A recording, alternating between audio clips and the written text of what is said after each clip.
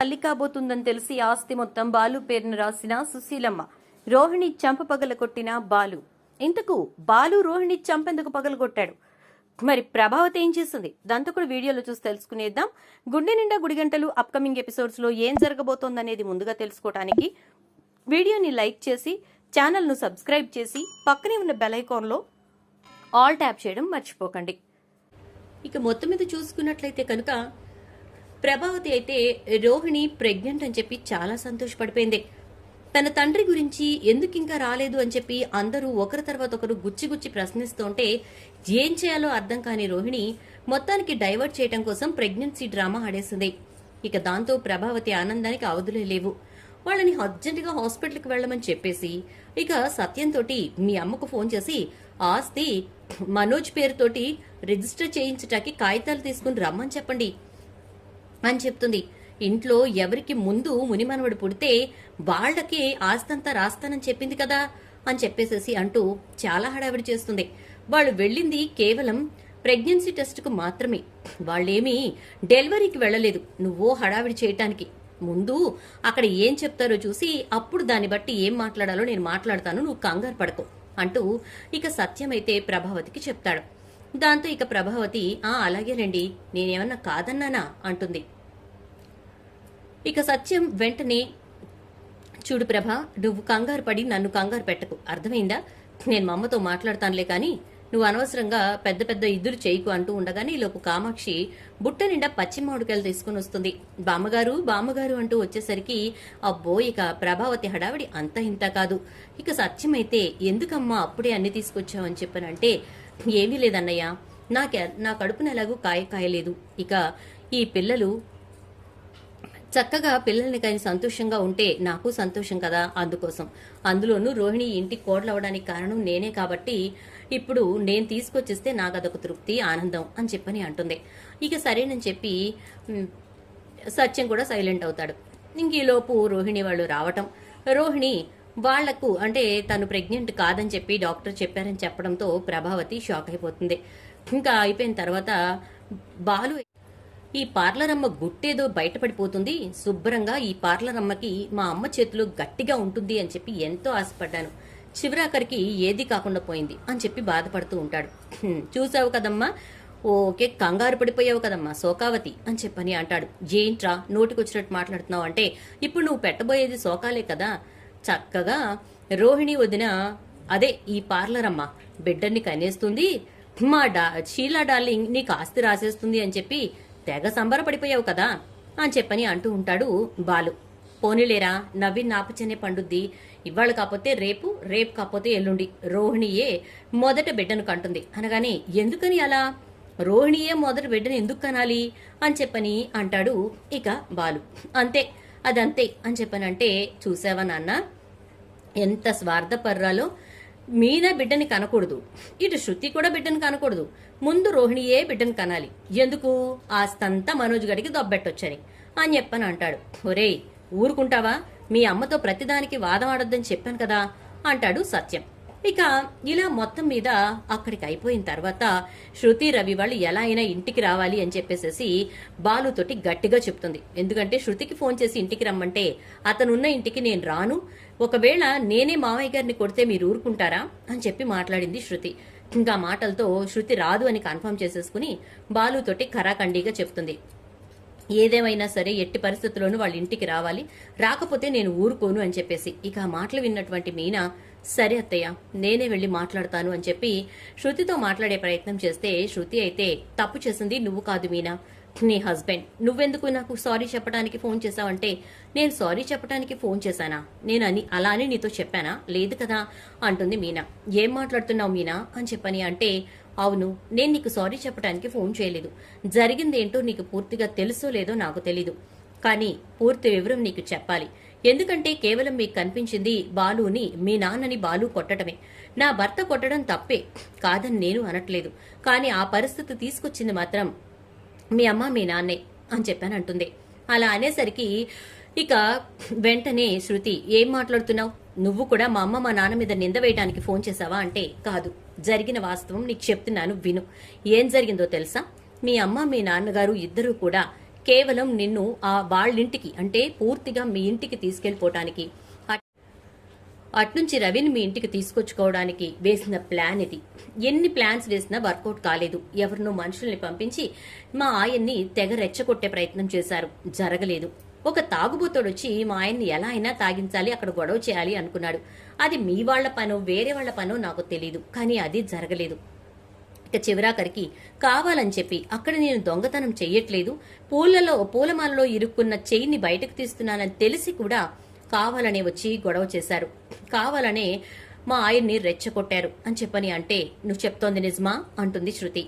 నేను అబద్ధం చెప్పాల్సిన అవసరం నాకేంటి, నా చెవులతో నేను విన్నాను. ఎలా అయినా సరే ఈ పార్టీ అయ్యేలోపు, ఈ ఫంక్షన్ పూర్తయ్యేలోపు బాలు చేత గొడవ జరిగించేలా నేను చూస్తానని చెప్పి మీ అమ్మ మీ నాన్నగారితో అంది. ఆ తర్వాత ఎవరో 2 వ్యక్తులతో మాట్లాడింది. ఆ 2 వ్యక్తులే వచ్చి బాలుని తెగ రెచ్చగొట్టారు. మా ఆయన ఎంతలా కోపం తెచ్చుకుందాం అనుకున్నా పక్కనే నేనుండడం, నాకిచ్చిన మాట వల్ల ఆలోచించి ఆగిపోయాడు అని చెప్పి చెప్తుంది. ఇక మీనా అయితే ఆ మాటలు విని శృతి, సరే మీనా, నువ్వు చెప్పింది నిజమని చెప్పి నాకు అనిపిస్తే కన్ఫర్మ్ గా నేను ఇంటికి వచ్చేస్తాను అని చెప్పని అంటూ ఇక వెళ్లి వాళ్ళ అమ్మ నాన్న దగ్గర నిలబడి నేను మా అత్తగారింటికి వెళ్ళిపోదాం అనుకుంటున్నాను అంటుంది. ఏం మాట్లాడుతున్నావు, అక్కడికి ఎందుకు వెళ్తావు, అయినా మీ నాన్నని కొట్టిన వ్యక్తి ఆ ఇంట్లో ఉండగా అనగానే ఆ ఇల్లేమీ ఆయింది కాదు కదా, ఇల్లు మా అత్తగారిది, కాబట్టి నేను అక్కడికి వెళ్ళాలి, అక్కడే ఉండాలి, ఇదే కరెక్ట్, అందుకోసమని చెప్పి నేను వెళ్ళిపోతున్నాను. రవి కూడా ఇంటికి వెళ్ళలేదట, తను రెస్టారెంట్లోనే ఉంటున్నాడట. మీనా నాకు ఫోన్ చేసి చెప్పింది, అందుకే నేను వెళ్ళాలి, రవి ఇబ్బంది పడతాడు, ఇక్కడ ఉండడానికేమో తను ఇష్టపడట్లేదు అని చెప్పని అంటుంది శృతి. ఏం చేస్తావో చేసుకో, మేము ఎంత చెప్పినా నువ్వు వినిపించుకోవట్లేదు, నువ్వు అల్లుడు గారు ఇక్కడుంటే సంతోషంగా ఉంటారని చెప్పి మేము ఎంతో ఆశపడ్డాం, కానీ చివరాఖరికి మాకు మిగిలింది బూడిదే అని చెప్పని అంటూ ఇక శృతి వాళ్ళమ్మ అనుకుంటూ అవతలకు వెళ్ళిపోతుంది. ఇక అలా మాట్లాడుతున్న వాళ్ళ మాటలు విని, అంటే మీరు ఇదంతా ఏర్పాటు చేసి ఈ ఫంక్షన్ చేసింది నన్ను సంతోషపెట్టడానికి కాదు, మీరు సంతోషపడడానికి కాదు, కేవలం నన్ను తిరిగి ఇంటికి తీసుకురావడానికి, అంతే కదమ్మా అని చెప్పని అంటుంది. ఒక్కసారిగా శోభన ప్లాన్ మొత్తం బయట పెట్టేసనే ఏంటి అనుకుంటూ ఉంటుంది.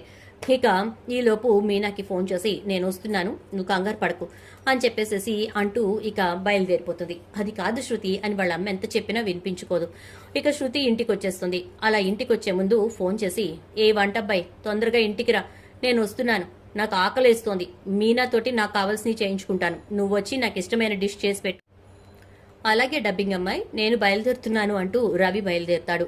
ఇక ఇద్దరూ కలిసి ఇంటికి వెళ్లిపోతారు. అలా ఎప్పుడైతే వాళ్ళు ఇంటికి వస్తారో ప్రభావతి చాలా సంతోషపడిపోతూ ఉంటుంది.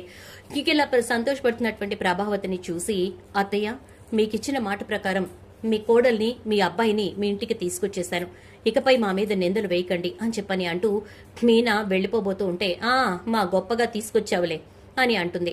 ఒక్కసారిగా మీనా ఎంత చేసినా ఏం చేసినా కూడా మిమ్మల్ని నేను సంతోషపరచలేను, మీరు నా వల్ల ఆనందపడను లేరు, అంతే అని చెప్పని అంటూ ఇక మీనా కళ్ళు తుడుచుకుంటూనే కళ్ళు తిరిగి పడిపోతుంది.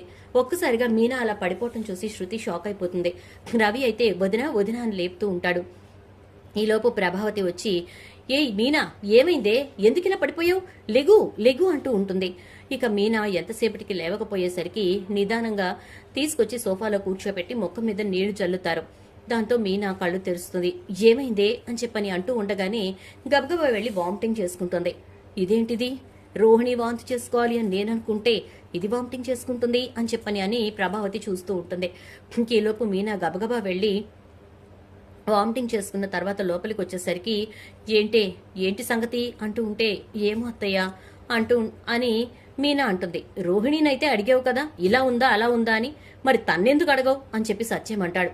ఏమో ఈవిడికి అలా ఉంటే నాకెందుకు అని చెప్పని అంటుంది. ఛీ నీ బుద్ధి ఇలాంటప్పుడు కూడా మారదే అని చెప్పి, ఏమ్మా కడుపులో తిప్పుతున్నట్టు కానీ వికారంగా ఉండడం కానీ ఉందా అంటాడు సత్యం. అవును మావయ్య అని చెప్పని అనగానే, అయితే ఖచ్చితంగా నువ్వు తల్లివి కాబోతున్నావన్నమాట అంటూ ఉంటాడు. ఈలోపే బాలు లోపలికి వస్తుంటే, ఒరేయ్ బాలు నువ్వు తండ్రివి కాబోతున్నావు అనగానే, వద్దులే నాన్న సంతోషపడిపోవడం, తీరా హాస్పిటల్కి వెళ్ళాక ఏమీ లేదని చెప్తే, ఇదిగో ఆ లక్షల మింగిలోడు సంతోషపడ్డాడు కానీ నేనైతే అలా సంతోషపడలేను, వదిలేసేయి అంటాడు. లేదురా బాలు హాస్పిటల్కి వెళ్ళండి అని చెప్పి సత్యం హాస్పిటల్కి పంపిస్తాడు. ఇక మొత్తం మీద మీనా ప్రెగ్నెంట్ అని బయటపడుతుంది. ఇక అంతే ఒక్కసారిగా ప్రభావతి గుండెల్లో రైళ్లు పరిగెడుతూ ఉంటాయి. సత్యం ఆనందానికి అవధులుండవు. ప్రభావతి చెప్పకుండానే గబగబా సత్యం వాళ్ళ అమ్మకి ఫోన్ చేసి, అమ్మా బాలు పేరు మీద ఆస్తి మొత్తం రాసేసాయి, ఎందుకంటే బాలు నీకు మునిమనవణ్ణి ఇవ్వబోతున్నాడు అనగానే ఒక్కసారిగా ప్రభావతి నోరెళ్లబెట్టి చూస్తూ ఉంటుంది.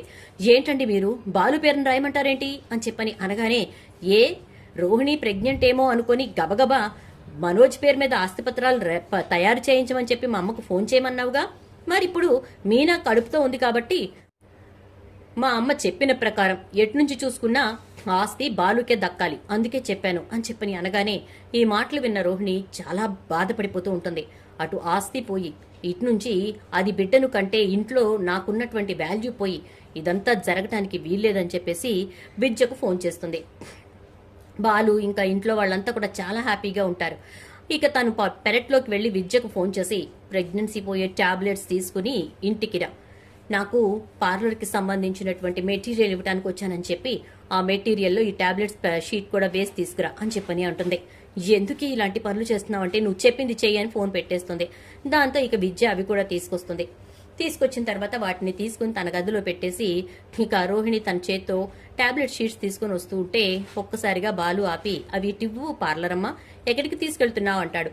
ఒక్కసారిగా షాక్ అయిపోతుంది రోహిణి. ఇవి టాబ్లెట్స్ నాకు సంబంధించినవి అనగానే, అవునా ఒక్క నిమిషం అని, ఇదిగో డబ్బింగ్ అమ్మాయి ఇది చదువు, ఇదేంటో చూడు, సారీ ఇదిగో డబ్బుడమ్మా ఇది చదువు, ఇవేంటో చూడు అంటే అవి చూసి, అవి ప్రెగ్నెన్సీ పోయే టాబ్లెట్స్ కదా, నువ్వెందుకు వాడుతున్నావు రోహిణి అని చెప్పనంటే, ఆవిడెందుకు వాడుద్ది, ఆవిడేమన్నా ప్రెగ్నెంటా, ప్రెగ్నెంట్ మా ఆవిడ కాబట్టి మా ఆవిడికి ప్రెగ్నెన్సీ పోగొట్టడానికి వాడుతుంది, ఆస్తి పోతోంది కదా అని అంటాడు. ఒక్కసారిగా షాక్ అయిపోతుంది రోహిణి. కోపంలో రోహిణి చెంప చెళ్ళు మనిపిస్తాడు బాలు. సత్యం అలా చూస్తూ ఉండిపోతాడు. ప్రభావతి ఏంట్రా అనుభవి కూడా ఆపేస్తుంది. చూద్దాం మరి రాబోయే ఎపిసోడ్స్ లో ఏం జరుగుతుందో. వీడియో నచ్చితే లైక్ చేసి వీడియోని షేర్ చేయండి. అలాగే ఛానల్ ని సబ్స్క్రైబ్ చేసుకోండి. పక్కనే ఉన్న బెల్ ఐకాన్ లో ఆల్ ట్యాప్ చేయండి.